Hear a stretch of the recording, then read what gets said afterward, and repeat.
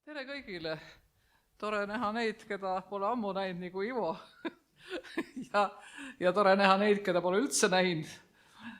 Tore on näha inimesi, kes tõesti panustavad oma energiat ja aega vabahariduse arengusse. Ja ma püüan siis ka jagada mõningaid mõtteid, mis mul tekkisid, kui ma vaatasin, ma sain kätte selle nii-öelda bildungi. Ja eesti keeles muidugi sellel on oma kahemõttelisus, sellepärast et me teame, et seesama bildung eesti keeles on oma kindla kontseptuaalse taustaga. Me oleme siin viimased 2 aastakümmet ilmselt vaielnud, kohati kakelnud hariduse ja kasvatuse vahekorra üle. Ja bildung on siis see kasvatus eesti keeles ja ta just nagu ei oleks haridus, samas kui saksakeelne bildung hõlmab mõlemat ja ingliskeelne education hõlmab ka mõlemat, aga meil on kuidagi need asjad niiviisi lahku läinud. Ja kui nüüd vaadata seda, kuidas ma nüüd sattusin siia? Soo niipidi, tagurpidi peab minema. Kui ma nüüd vaatasin seda, siis mul oli niisugune déjà vu tunne. Seda bildungi programmi vaadates siin Ivo juba meenutas ja eks me siis kõik niiviisi 30 aastat tagasi arutasime seda täiskasvanu haridust. Tulime, nagu Ivo juba siin ka pani slaidi peale, totalitaarsest süsteemist ja meil oli niisugune suur soov, et nüüd lisaks sellele hariduse niisugusele riiklikule süsteemile peaks väga kähku üles ehitama selle niisuguse vabahariduse süsteemi ka selle tõttu, et kuna ühiskond tegi läbi ikkagi tõelise hüppe üle kuristiku, väga paljude jaoks oli täiesti uus olukord, mitte ainult mingis ühes lõigus, näiteks tööelus, vaid kõik muutus, alates sellest, et kraaniveele tuli hind ja lõpetas sellega, et väga paljud asjad, mis olid nagu seaduseks, äkki enam üldse ei kehtinud. Ja selle tõttu oli vajalik selline ühiskonna äkiline ja totaalne ümberõpe. Ja meie, kes me siis sukeldusime sellesse vabahariduse või täiskasvanu hariduse, kuidas me seda nimetame, maailma, leidsime muidugi väga palju tuge ja abi Põhjamaadest. Ja pole sugugi muidugi juhus, et täna ka seesama bildungi idee seostub Põhjamaadega. Meil olid väga head kontaktid nende võrgustikega, Põhjamaa rahva kõrgkoolide võrgustiku, rahvaõpistute võrguga ja me saime sealt nii know-how, me käisime seal, meile näidati, kuidas see tegelikult toimub, me vaatasime suu ammuli ja tehed poolt saime neilt ka natukene raha, kui vaja oli, sest et raha mujalt suurt saada ei olnud. Ja istusime koos ja arutasime ja valmistasime ette ka esimese täiskasvanu hariduse seaduse suure vaimustusega, kus me siis tõesti nägime ette, et seesama niisugune rahva, ülikoolide, õpistute, kodanikuhariduse kogu see süsteem, et see peaks siis tõesti kujunemagi selle nii-öelda haridussüsteemi tunnustatud osaks, kaasa arvatud ka see, et see toob kaasa mingisuguse rahastuse riigi poolt. Me nägime ette, et teatud protsent riigi maksudest võiks minna sinna süsteemi muide. Ja ka seda me nägime ette, mis nüüd on küll tõepoolest jõustunud ja säilinud, et see annab aga õppijale mingisuguseid õigusi, tähendab nii puhkusõigusi kui ka nüüd isegi mingeid tagasimakseõigusi. Ühesõnaga, et see nii-öelda vabahariduse või rahvaülikoolides õppija oleks tunnustatud ka ühiskonnas kui ikkagi päriselt õppija, mitte lihtsalt vaba aja veetja. Ja nii me siis arutasime ja hakkasid tekkima need esimesed keskused ja ühendused. Mina ise olin seotud Avatud Hariduse Liidu asutamisega Tartus ja teised olid siin Tallinnas omadega ja meie jaoks oli see tõesti suur muutus, suur läbimurre. Mis pärast hakkas toimuma, eks seda me oleme kõik näinud, see nii-öelda hariduse kogu areng hakkas järjest enam joonduma majandusarengu järgi. Raha muutus järjest olulisemaks, teda sai rohkem ja mida rohkem seda sai, seda rohkem ta hakkas mõjutama seda, et saada veel rohkem.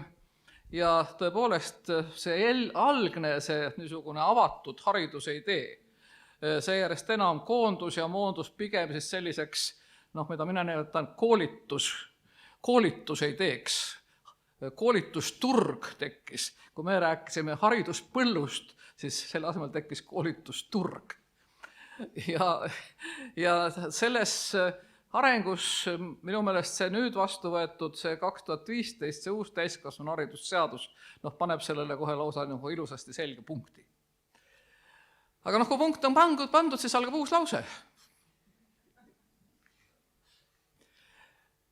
Ja kui nüüd vaadata, mis siis nüüd praegu meil on, siis ma tahaksin jälle seda ütelda, siin tsiteeriti Tiiu Kuurmet, kes ütles, et inimese teadustes ei peaks olema definitsioone, vaid on määratlused. Ma võtsin endale ka vabaduse enda jaoks määratleda siis nende sõnade tähendust, mida me kasutame, kui me räägime haridusest erinevates kontekstidest. Ja siin see, et nomen est omen, et kui me midagi kuidagi nimetame, siis me selle alusel ka kujutleme ja kasutame seda tähendust niiviisi, et tekivad võimalused eristuda. Ja esimene on siis tõesti see haridus. Minu jaoks, kui ma räägin haridusest, siis see haridus on ikkagi tõesti see, mille otsa tuleb kohe see süsteem, sõna süsteem, ja mitte see haritus, vaid just nimelt haridus. Ja selles on see mõte, ma sain Ivo jutust ka umbes samamoodi aru, et ühiskond nagu eeldab ja ootab, et teatud hetkel selles kultuuriruumis on siiski enamusel inimestel mingisugune ühine alus, mingi ühine vaimne vundament. Selleks, et toime tulla sellega, mis toimub, sellega, kus inimesed tegutsevad, oleks vaja, me eeldame, et näiteks kirjaoskuse puudumine ei peaks meil olema probleem, millega tegeleda. Me hakkame varsti eeldama, mulle tundub, et meie otsustajad juba eeldavad, et digioskuste puudumine, rääkimata arvutiühenduse puudumisest, ei peaks enam olema probleem, kuigi päriselt see nii ei ole, aga see hakkab nii olema ja on tegelikult väga paljus, ütleme, Eesti ühiskonnas juba kuskil 80% ulatuses see nii on. Ja nii tekivad järjest uued asjad, mille puhul me eeldame, et kõikideks nendeks peaks olema see inimene, kes saab täiskasvanuks. Kas see on siis määratud mingi kindla arvuga või mingi kvaliteediga, et ta peaks olema juba saanud selle valmisoleku, selle ettevalmistuse läbi selle haridussüsteemi, ja kui sellele siis lisandub midagi, mis on pärast seda iga täiskasvanu haridusena, siis peaks see juhinduma enam-vähem sellest, et ta täidab siis uuesti neid valgeid laike, mis tekivad sellepärast, et ühiskond on muutunud, või inimene ise on muutunud, on läinud vanemaks, haigemaks näiteks või saanud lapsed või nii edasi, aga ühesõnaga, et see ikkagi on see, et jällegi püütakse jõuda selleni, et ka keskeas inimesed või isegi juba vanemad inimesed, et nad siiski enam-vähem on võimelised toime tulema selles keskkonnas. See on minu jaoks see hariduse niisugune, võiks öelda natuke institutsionaalne tähendus. Nüüd, kui me sellele hakkame kõrvale panema seda kasvatuse teemat, siis eestikeelne kasvatus, ta ikkagi eeldaks seda, et on kasvataja. Kuigi ta on teistpidi ka kindlasti kasvamine. Ja selle kasvamisega on niiviisi, et kui ma kasvatan kurki, siis ma saan talle teha peenra. Ja saan teha augu, panna seemene auku, aga kui seeme on juba augus, siis mina seda seemet sealt enam välja tirida ei saa, et ta niiviisi hakkaks venima selleks taimeks. Ja ma ei saa talle kurke külge panna, ta peab ise need kurgid sinna ette kasvatama. Ja nii on selle kasvatamisega ja kasvamisega, mu meelest ka kasvatuse sõnaga, kasvatus minu jaoks on alati mitte niivõrd süsteemi kui isikukeskne. Kasvamine ja kasvatus tähendab seda, et siin toimub ikkagi igasuguste mõjutuste teel, muidugi on siin õpetajad väga tähtsad, aga mõnele pole üldse õpetajad tähtsad, on hoopis vanemad tähtsad, mõnele on tähtis hoopis see, mis ta sõpradega teeb, mõnele on tähtis see, mida ta raamatust loeb, igasugused looduse muljed muud, aga kõik need tekitavad inimeses endas selle tervikliku sellise väärtuste, hoiakute, arusaamade, veendumuste, uskumuste niisuguse mingisuguse tervikliku kimbu, mis teebki temast selle isiksuse, teeb temast selle terviklikult toimiva subjekti. See on minu jaoks see kasvatus. Ja kui me nüüd siit edasi hakkame tulema ja vaatame, mis siis see koolitus on, siis minu jaoks koolitus, see on juba midagi muud. See on see, mis on haridusteenus haridusturul. See on tellija soovi täitmine. Selle siht on tõepoolest saada kiiresti ja otse rakendatavaid teadmisi, oskusi ja muud taolist. Ja tellija võib olla nii õppija ise. Ma ise tellin endale, eks ole. Vaatan internetist, eks ole, mul on vaja, jumal, laps läks kooli, igavene jama, lapsel on vaja, ma ei tea, mingit uut kleiti, aga ma pole enne kleiti õmmelnud. Ma lähen internetti, vaatan, kus seal koolitatakse kleiti õmblemiseks, jah, niisugune on lõiked, et nii ja sealt, et see ja koolitan ennast ära ja saan kleiti õmmelda. Aga teine jälle saab ministriks ja ta oleks ka vaja koolitust, aga vaat seda koolitust keegi ei anna. Vaatad interneti või mujal, eks ole, ei ole niisugust koolitust. Peab leppima sellega, mis on antud hariduses ja kasvatuses. Ja kui me nüüd läheme siit edasi, siis muidugi tänapäeval, kui jah, tegemist on noortega, aga ka vanematega, kes on ikkagi juba väga paljus võimelised ise otsima endale seda, mis neil vaja on, muutub ilmselt see fookus väga palju enesearengu keskseks. Väga palju on tegemist enesearenguga, kui me räägime vabast ruumist, siis seal vabas ruumis väga palju toimub eneseareng. Ja kui me nüüd tahaksime seda vaba haridust kuidagi moodi siin nüüd näha koos sellega, siis minu jaoks vaba haridus on see, mis paneb kokku enesearengu ja siis selle sama hariduse, annab sellele võimaluse, kes on see õppija, teha valikuid sellel suurel hariduspõllul, mitte kõike seda läbides, vaid noppides sealt seda, mis talle just on see hingelähedane või huvitav või ka vajalik. Ta võib vajada siis mingisugust, kas või, ma ei tea, hingelist tuge, seltskonda, nagu siin öeldi, eks ole. Kui me vaatame neid vastuseid, siin on ju tehtud uuringuid, ma olen isegi juhendanud ühte doktoritööd, mis räägib täiskonna-haridusest, seepärast ma julgen teie siin seista üldse. Siis sealt tuli ka välja, et mida aeg edasi, seda rohkem tulid inimesed nendele igasugustele täiskasvanu hariduse vormidele või vormidesse selle tõttu, et neil oli kõige tähtsam seal seltskond, teiseks saada sotsiaalset tuge, sotsiaalseid võrgustikke ja kolmandaks tõepoolest saada teatud seda kultuurilist identiteeti, tähendab uuendada seda oma kultuurilist identiteeti sellega, et ta puutus kokku nagu mingite uute ja erinevate asjade nähtustega. Ja ainult teatud juhul oli otsene vajadus, töine vajadus, kus tõesti tööandja näiteks nõudis või vastupidi, töökeskkond või muu keskkond oli nii järsult muutunud, et selleks, et sellest toime tulla kas või arvutitega või muuga või keelega, näiteks keeleõppe, oli vaja lihtsalt tulla ja leida see koht, kus saab seda väljaspool seda suurt ametlikku haridussüsteemi kiiresti ja efektselt kätte. Nii et ühesõnaga see niisugune sotsiaalne moment, selle sotsiaalse ja kultuurilise kapitali moment on vabahariduse puhul üldiselt üsnagi esiplaanil.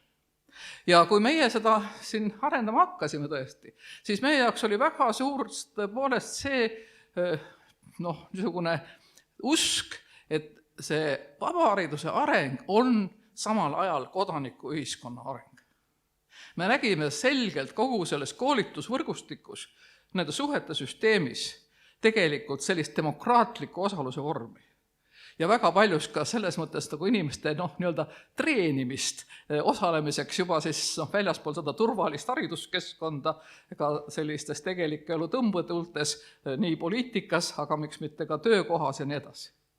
Nii et ühesõnaga see rahvahariduse, rahvaülikoolide, vabahariduse, õpikeskuste, kogu see temaatika teistpidi oli otseselt nagu sellise demokraatia arengu temaatika meie jaoks. Ja sellepärast jälle see sama uus nüüd, just nagu noortel inimestel uus bildungisüsteem oli minu jaoks hea vana arusaamine sellest, mis see vabaharidus tegelikult on. Nüüd, kui me vaatame nüüd, mis siis me praegu näeme, kui me alustasime, siis oli kõigil arusaadav see, et me liikusime järsku nagu ühest olekust teise. Kas me praegu saame ka öelda, et on mingi niisugune olukord, kus seda sama vabaharidust ja täiskasvanu haridust laiemalt on uuesti ühiskonnal nagu akuutsemalt vaja? Sest ühelt poolt oli siin juttu, et see eneseareng, eks ole, on tähtis ja inimesed saavad ise hakkama ja otsivad ise internetist ja mis me siin muretseme? Küll Google muretseb meie eest. Aga kui me vaatame nüüd, mis toimub, siis mingis mõttes meie ja tegelikult kogu maailm, see saab praegu ka sellise üsna suure hüppe lävel, hoiab nagu kuristiku serval hinge kinni ja mõtleb, kas jaksab lööpata või jaksa. Ja selles olukorras jälle me näeme, et haridusest, sellisest haridusest, mis tõesti just selles hetkes neid lünki ja neid ootusi, soove, hirme suudab hõlmata, inimestele seda ressurssi anda, tõuseb uuesti seesama niisuguse üldise harituse muutuse, vabahariduse, rahvahariduse, niisuguste senise süsteemi jäikusest kammitsemata haridusvormide tähtsus. Ja mis need muutused on? Kõigepealt muidugi kõik me oskame nimetada kriise. Meil on kliimakriis ja meil on igasugused muud kriisid ja veel sõda täkka ots, eks ole. Ja siit kohe me teame, et töökohtades tehakse kriisikoolitusi, tsiviilõppused hakkame varsti tegema ja nii edasi. Aga kõige sellega on seotud hoopis teine pool ka. See on ikkagi seesama inimeste moraalne ja psüühiline ega muide ka teadmiste põhine ettevalmistus võimalikeks kriisideks ja katastroofideks. Mul on väga meeles, see oli vapustav näide haridusest ja tema äkilisest kasulikkusest ootamatus olukorras. Mäletate, oli see suur laine Phuketis, eks ole, Taimaal, tohutu katastroof, tuhanded inimesed uppusid. Laine ujutas üle kõik need spaad ja nii edasi. Ja siis ma lugesin seal ühte väga huvitavat lugu sellega seoses, oli mingis, ma ei mäleta, mingis välislehes, perekonnast, kes jalutas oma 5. klassis käiva lapsega pererannas. Ei olnud veel midagi toimunud. Ja 5. klassis käiv laps ütles, või just lõpetanud laps ütles, oi, ma näen siin liiva peal selliseid mustreid, meile näidati seda loodustunnis, see ennustab, et tuleb suur laine.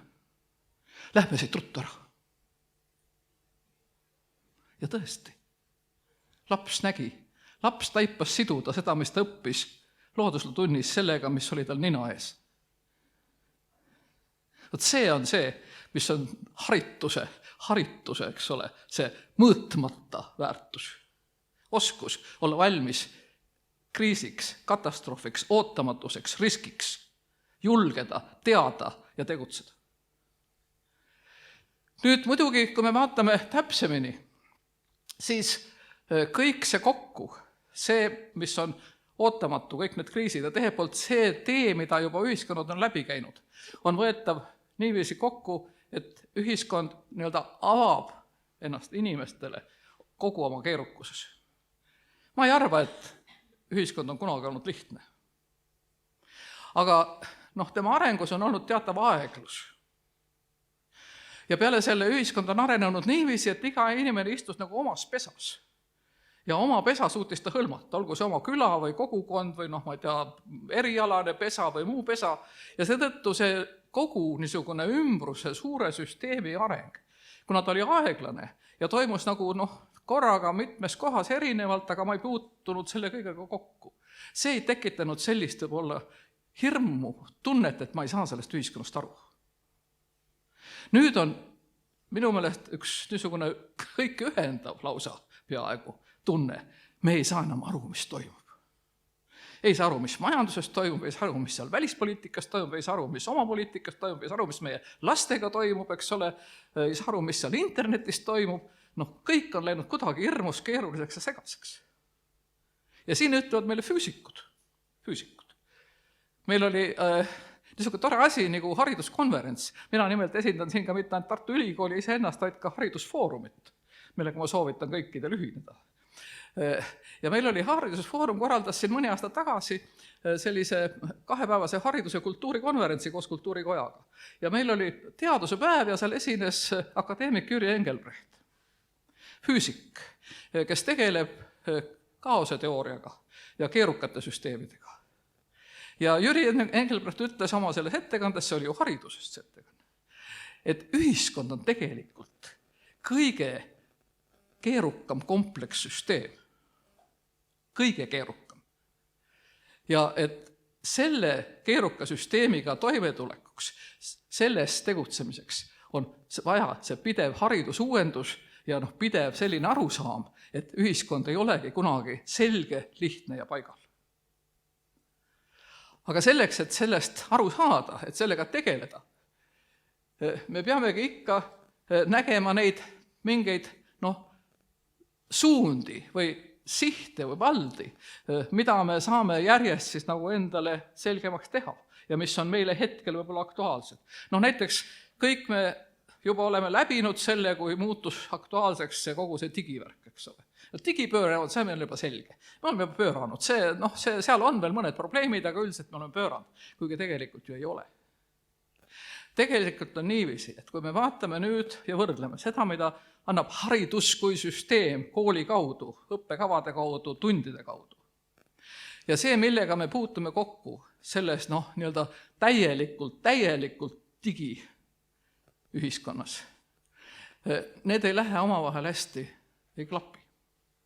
Kui me tegime meie haridusfoorumiga, osalesime ka praeguse haridusstrateegia tegemisel ja tegime seda haridusstrateegiat, siis saatis meile kirja akadeemik Ene-Margit Tiit. Teate, meie rahvastikuteadlane statistik. Ja ta ütles, pange sinna ometi midagi selle kohta, et see, kuidas praegu õpetatakse koolis lastele matemaatikat, ei anna neile mingisugust valmisolekut tegutseda andmerikkas ühiskonnas. Ja ei annagi. Ma olen sellega ise kokku puutunud, ma õpetan ülikoolis praegu tasemel doktorantidele 4 tunni ulatuses andmekaitset. Ma olen sellega ise kunagi tegelenud, kui ma olin Europarlamendis, ma tegin seda kuulsat määrust. Ja siis ma näen, et tõepoolest inimesed on doktori tasemel ja neil on see täiesti ikka keeruline, arusaamatu ja üllatav. Mis seal kõik on ja mida tegelikult peaks teadma juba igaüks meist, kes me puutume 100 korda päevas kokku sellega, kui meile teatatakse, et nüüd on privacy setting, eks ole, ja tehke nüüd palun oma valikud. Kus seda õpetatakse koolis? Missuguses tunnis? Kus seda õpetatakse ametnikele? Kus seda õpetatakse ettevõtjatele? Kus seda õpetatakse, hotellipidajatele, kes meie andmeid kogu aeg niiviisi võtavad ja panevad passist otsa arvutisse ja nii edasi, nii edasi. Ühesõnaga, siin on just see punkt, kus me näeme, kuidas see sama haridus, mis peaks levitama kõikidele seda teadmist, millega saab valmis olla uuteks küsimusteks, tegelikult ei ole jõudnud järele. Nüüd, kui me võtame teised valdkonnad, võtame selle sama rohepöörde, me näeme, kuidas see on toonud sisse teemasid, millega ühelt poolt koolis juba tegeldi enne, kui see pööre jõudis kohale. Aga me näeme, et on ka mitmeid asju, millega me ei oska midagi teha ja kas või näiteks tuleme selle juurde, mida me siin igapäevana arutame, energia. Kas see, mida me keegi õpetasime füüsikas energiast, aitab meil kuidagi praegu aru saada, meil üle nad seal siis nüüd vaidlevad ja kaklevad? Ja kuidas siis ikkagi on selle tuumajaamaga? Ja mis siis ikka on selle tuuleenergiaga? Me oleme olukorras, kus suur osa neid inimesi, kes on ühiskonnas ja peavad ka otsustama, muide ka valima ja kõike, joondavadki mõne ajalehe artikli, teleintervjuu ja muu sellise järgi ja kus on hariduses see koht, kus nad saaksid neid lünki täita. Ma käisin läbi muide enne siia tulekut. Internetis nii palju, kui ma sain neid koolitusteemasid. Kõik on ju üleval nüüd, vähemasti, enamasti. Ma ei leidnud näiteks seal selle kohta praktiliselt midagi. Ka andmekaitse kohta ei leidnud. Nüüd, kui me vaatame edasi, me räägime sellest, et me elame avatud maailmas. Meie ümber on tõeline Paabel. Kõik keeled, kultuurid segunevad mitte ainult kuskil kaugel. Nad segunevad iga päev meie enda ümber, meie enda sees, internetis, eesti keeles, igal pool. Valmisolek selliseks keeleliseks, kultuuriliseks, mitmehäälsuseks, mitmekesisuseks. Sellest tekitatud järjekordselt segaduseks ja hirmuks on väga tõsine probleem. Eriti veel, kui me näeme, et selles niisuguses avalikus debatis püütakse seda segadust ja hirmu maha tampida sellega, et öeldakse, et seda ei olegi, seda pole vaja, seda ei tule, keegi ei saa siin läbi, kes ei räägi meiega ainult eesti keeles, keegi ei tohi siin olla, kes ei ole ise nagu meie, kui tulevad siia teistsugused, peavad kohe saama sellisteks nagu meie. Ja meie välja ei lähe, paneme uksed aknad kinni ja teistsugustega ei suhtle. Aga siis me räägime oma enda lastega ja need räägivad meile mingisugust niisugust keelt, mingitest niisugustest asjadest, mida sotsiaalmeedias teavad ja tunnevad, et me oleme täiesti hädas. Järelikult, valmisolek kultuuriliseks mitmekesisuseks, kultuuride vaheliseks suhtluseks, dialoogiks, eri keelte, mitte ainult nende lingvistiliste keelte, vaid ka eri keelestiilide, eri keele tasandite, erialaste keelte kasutamiseks. Kõik see, mida peaks andma üldharidus. Teile ütleb iga eesti keele õpetaja, ma ei jõua, ma ei saa, mul on 2 eesti keele tundi nädalas. Aga ometi me kasutame eesti keelt kogu märkvalal kaja ja võiksime ju ise siis olla nii õppijad kui õpetajad kui kasvatajad sellel alal, aga me peame selleks saama jällegi mingisugust tuge. Ja siis tuleb meile siia Ivo ütleb, et identiteet on tähtis. See tähendab seda, et see sama lugu, mis selles pildungis oli ka. Lugu, meie lugu peab olema tähtis. Kust me seda saame? Kuulge, see ajalugu, no see ei ole ju tähtis. Tähtis on meil ikkagi see STEM, eks ole, füüsika, keemia, bioloogia. Mis te tulete meil oma lugudega mingiga teatrisse? Ja siis me loeme ajalõpikut ja ma pean 100 korda seletama, kui ma lastega kohtun, et Eesti rahvas ei laulnud ennast vabaks. Kui me oleks ainult laulnud, siis me oleksid siiamaani seal samas, vaid me pidime tegema veel palju muid asju. Veel seda ja seda ja seda ja seda ja niimoodi ja naamodi. Aga miks meile sellest koolis ei räägitud? Ja kui me vaatame nüüd sõda, mis käib Ukrainas, see on ju sõda ajaloo üle. Nii et tegelikult on neid asju, mida me peaksime andma inimestele, lähtudes sellest, mis probleemid on üleval ja püsti, mis olukorrad on pidevalt ju juurde tulemas. Siin küsiti, et mis seal rahvaülikoolil või haridusel veel anda on. Mida keerukamaks see ilm läheb, mida mitmekehisemaks lähevad inimeste kokkupuuted selle ilmaga. Seda enam on neil vaja, et neil oleks koht, kus nad saavad endale seda tuge, võimalust neid asju arutada, selle kohta mõtelda ja nii edasi, seda selitada kogu seda olukorda. Ja muidugi ongi nii, inimesed ju liiguvadki rohkem. Mõttes liiguvad ja füüsiliselt liiguvad. Nii, nüüd ma vaatan, et juba siin on hakanud kella vahetama korraldajad. Kohe ma läsen siit kiirelt üle ja jõuan lõppu. Kuna kindlasti te tahate ju saada seda vastust küsimusele, millest siin oli enne jutt, et mis siis need teemad ikkagi olema peaks. Ma natuke mõtlesin, et kui mina oleks praegu see samunegi koolitaja või koostaksin mingeid programme või asju, siis jah, kõigepealt muidugi on need, mis on olemas, esimesed punktid, ma hakkan neid nimetamagi, need on selged, tööalaselt seotud, juhtimisega seotud, praktiliselt nõutavad, kõik need on meil teada. See on see, kus on koolitusturg töötab. Aga kus turg enam ei ole töö, see, mis puudutab sotsiaalseid kommunikatiivseid pädevusi. Kui me räägime praegu näiteks õpetajatega, siis see on üks teema number 1. Neid ei pakuta vajalikul määral. Kui ma mõtlen eestikeelsele haridusele üleminekule, siis mulle tuleb kohe silmad ette ka lapsevanemad. Nende vajadus omandada pädevusi, kuidas selle lapsega toime tulla, kes nüüd on selles uues olukorras. Kõik need asjad, ka õpetajate vahelised, eesti ja vene õpetajate vahelised kommunikatiivsed, sotsiaalsed probleemid. Aga hea küll, koolis ja õpetajatega peaks haridusministeerium tegelema. Aga võtame vanemad. Üks suur teema üldse minu meelest kogu selles vabaharidus on vanemad. Vanemate koolitus, ma vaatasin neid teemasid, seal mõned asjad on, mis teha, kui teie lapsel on ärevushäired. See on tõesti oluline. Aga see ju see ammendab väga väikese osa sellest, millega tuleb kokku puutuda. Väga palju asju. Ja minu meelest lastevanema rolliks ettevalmistamine, lastevanema rollis ette tulevate probleemide mõistmine, toe andmine, see ei saa olla ainult niisugune, et meil on teate üks mingi tasuline jube kallis coach, eks ole, ma panen kokku 45 minutit 200 € eest, eks ole, ja ta ütleb mulle midagi niiviisi, punkt 1, 2, 3, 7. See on just see, kus on vaja arutamist, kus on vaja seda kollektiivset mingit tarkust, sotsiaalset tuge, väärtust ja selitust, kõike seda. Siis, kui me vaatame kodanikupädevusi, seesama pildung ja meie see idee rahvaharidusest ja rahvaülikoolist ja oli väga tugevalt just nimelt selle nii-öelda kodanikukeskne. Kui ma praegu vaatan seda, mis on kodanikuharidusega, siis ma küsin, ma õpetan ülikoolis teisel kursusel, see on siis inimesed, kes tulid koolist aasta varem, eks ole. Ja ma õpetan neile poliitilist kommunikatsiooni, poliitilist kultuuri. Kõigepealt, kui ma küsin nende käest, neid on umbes nii palju auditooriumis, kui teid on siin, tõstke käed, keda huvitab poliitika. Kui 10 aastat tagasi tõstsid pooled ja 15 aastat tagasi peaaegu kõik, siis eelmine aasta 7-8, 50.